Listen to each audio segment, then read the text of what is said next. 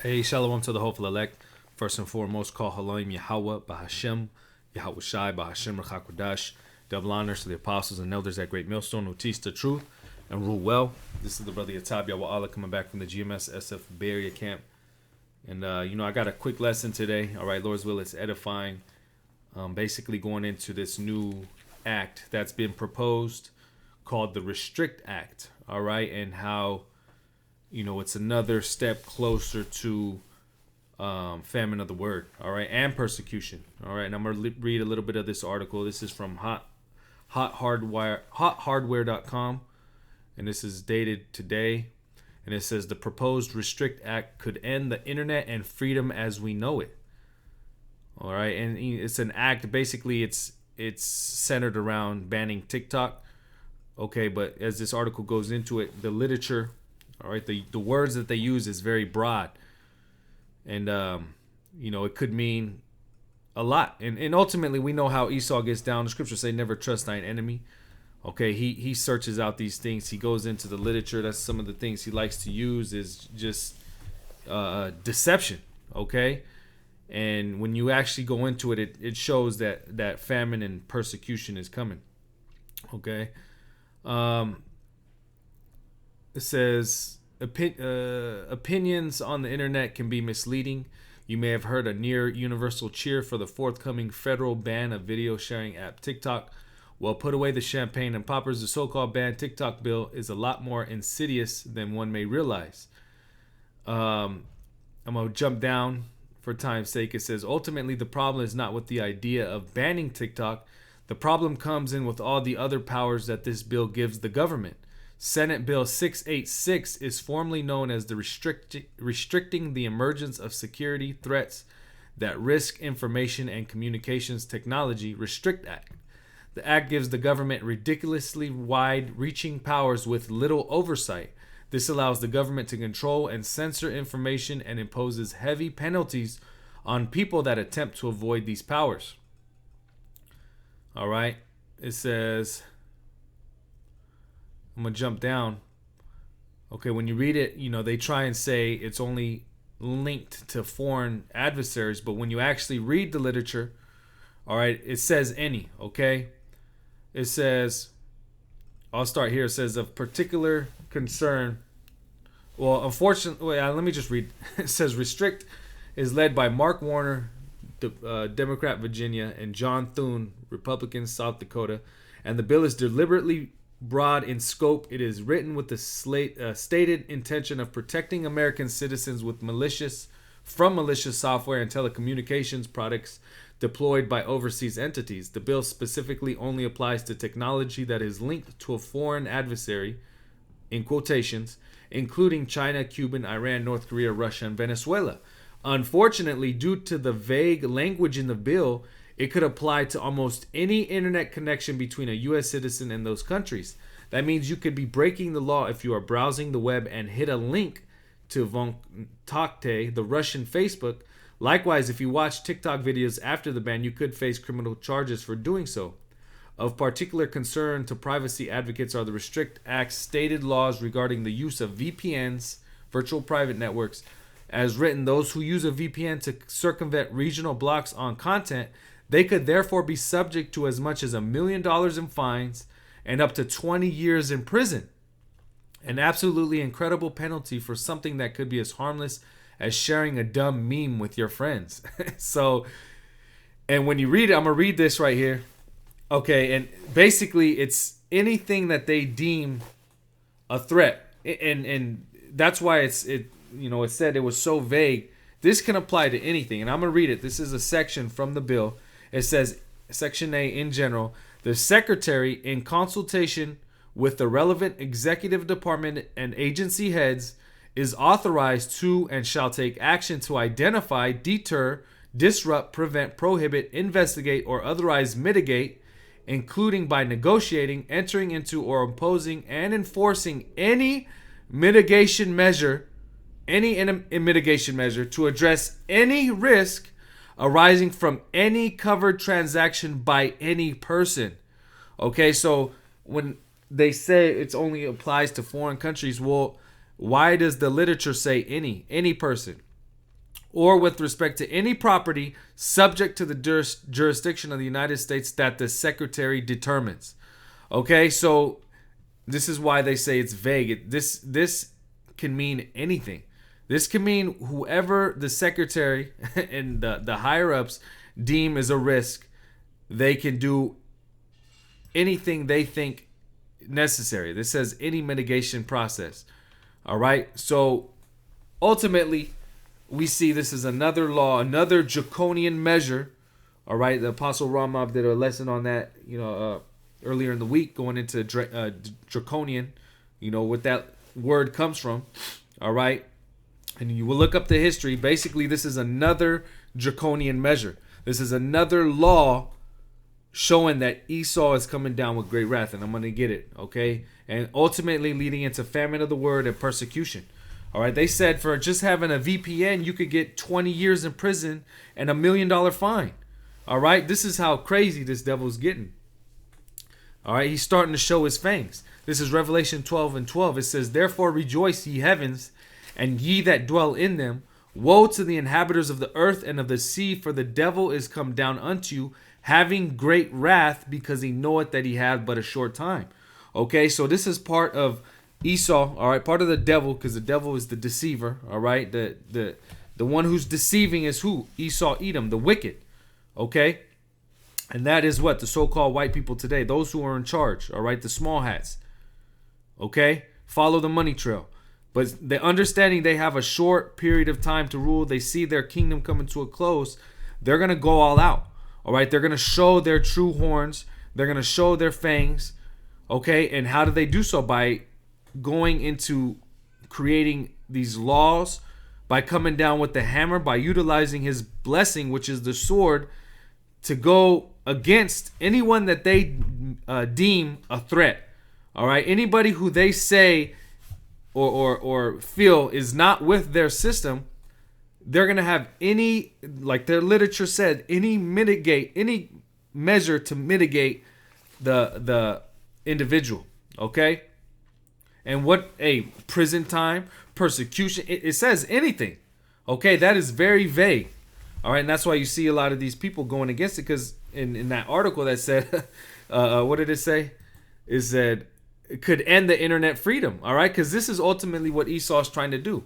He's trying to end this so-called free speech, all right?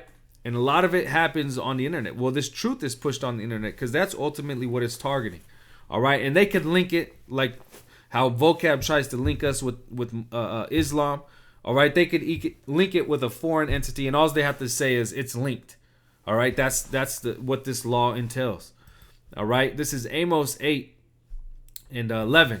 It says, "Behold, the day is come, saith the Lord Yahweh, by Hashem Yahushai, that I will send a famine in the land." Which, there is going to be famines as well.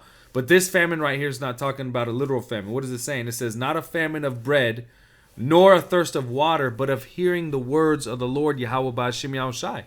Okay, so this is prophecy that the Lord is going to take his word from being readily available. Now, if he uses Esau to do it, that's fulfilling prophecy nonetheless. Okay? Yes, the Lord can use Esau to fulfill prophecy. He is using Esau to fulfill prophecy. Okay? And if he uses Esau on the left-hand side to push these laws to enforce the famine of the word, then so be it.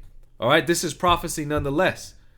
But this prophecy is going to come to pass where the Lord is going to take his word from being readily available. And as you can see, the most abundant way it is available is what? On the internet. All right? YouTube. Okay? It says, "And they shall wander from sea to sea, and from the north even to the east. They shall run to and fro to seek the word of the Lord, and shall not find it." Okay? It says, "In that day shall the fair virgins and young men faint for thirst. They that swear by the sin of Samaria and say that thy God, O Dan, liveth, and the manner of Beersheba liveth, even they shall fall and never rise up again." But the point is what? These people are going to be looking for the truth, and in that day, the Lord is going to take it from being available. All right, and then it's going to be what? Up to if this word is in you. All right, if you have stored up this knowledge and wisdom to be stable in the times to come. Okay, and this is what this point is. This is what we're about as of right now. All right. Let me see if I can find this.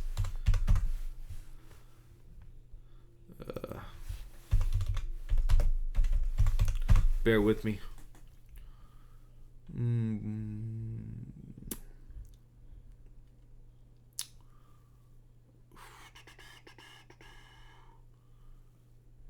Yeah, I'm looking for seek ye the Lord while he may be found. Oh, yep, here it is. This is Isaiah 55 and 6, because this is the time right now.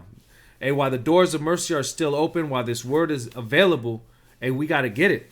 All right, Isaiah 55 and 6. It says, seek ye the Lord Yahweh by Hashem Yahushai while he may be found.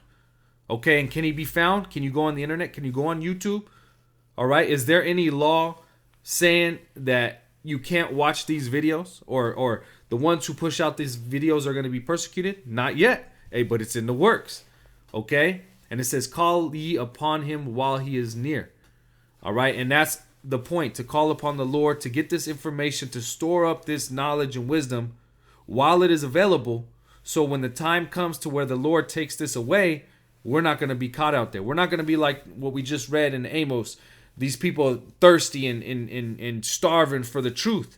Okay? And we're going to have this truth built in us. Lord's will, we're of that number. All right? And like I said, like this article says, ultimately it's going to go into persecution, because they said, let me read it again, the literature. It says, the secretary, in consultation with the relevant executive department and agency heads, is authorized to and shall take action to identify, deter, disrupt, prevent, prohibit, investigate, or otherwise mitigate, including by negotiating, entering into, or imposing and enforcing, this is the point, any mitigation measure to address any risk arising from any individual. All right, so any mitigation measure, that could be anything, throwing you in prison, all right, taking everything from you, fining you, okay, putting you on the chopping block, because that's coming next. That bill is in the works to what? Reinstitute capital punishment, all right, in the ways that they see fit, going into the beheadings, all right, like the scriptures talk about. But see, this bill gives them any type of power on the books to do whatever they see fit, which goes into the persecution. All right, this is John 15 and 18, and this is the heading is the disciples' relation to the world. And it says, if the world hates you, you know that it hated me before it hated you, because ultimately these things are coming to pass because this world, this modern society is in odds with Yahweh B'Hashem Yahushai. Okay, everything that it pushes, everything that it stands for is totally contrary to what Yahweh B'Hashem Yahushai set up. All right? And how much more, because it's ran by the wicked, how much more does he hate what Yahweh B'Hashem Yahushai has established? All right? It says, if you were of the world would love his own, but because you are not of the world, but I have chosen you out of the world, therefore the world hateth you. Okay, and we're going to start to see this hate. All right, yes, we're hated already, but this hate is going to manifest into what? Persecution. Verse 20, remember the word that I said unto you, the servant is not greater than his Lord. Okay, and we are not greater than Yahushai. Look what Yahushai went through. Okay, he was persecuted in all types of ways, and that was from his own people. All right. Now, yes, we are going to get that persecution from our own people, and Esau is going to give it the legal way to do so. All right, he's going to make it legal to do so. It says, remember the word that I said unto you, the servant is not greater than his Lord. If they have persecuted me, they will also persecute you. If they have kept my saying, they will keep yours also. And that's the point. If they have they persecuted Yahushai, that is well known. That is well documented. Now, Yahushai said, if they persecuted me, they are also going to persecute you. Okay? So this persecution is coming. All right? The true test is going to be coming in these next, few weeks to months to years. All right? Esau is putting things into the books to fully come down with that wrath. All right? And it's bills like this that are being, they're calling it, what does it say right here? The Patriot Act 2.0. All right, and we seen what they did with the Patriot Act, how they stripped certain certain so-called rights away. All right, they're still trying to do the same thing with all these different new laws that they're putting into place. And this is a bipartisan bill, meaning what? Republicans and Democrats both support this. All right, so you know this is coming from up above. All right, they're getting ready to put the hammer down. Esau's getting ready to come down with great wrath, and that famine of the word is coming. All right. Hey, but Lord's will, this was edifying. Like I said, I just wanted to go into this restrict act and show that, this very well could lead to famine of the word and or persecution. All right. But Lord's will, this was edifying. Once again, call Haloim Yahweh, Bahashim, Yahweh Shai, Bahashim Rachakwadash. Double honors to the apostles and elders at Great Millstone. Shalom to the elect and Abba Ball.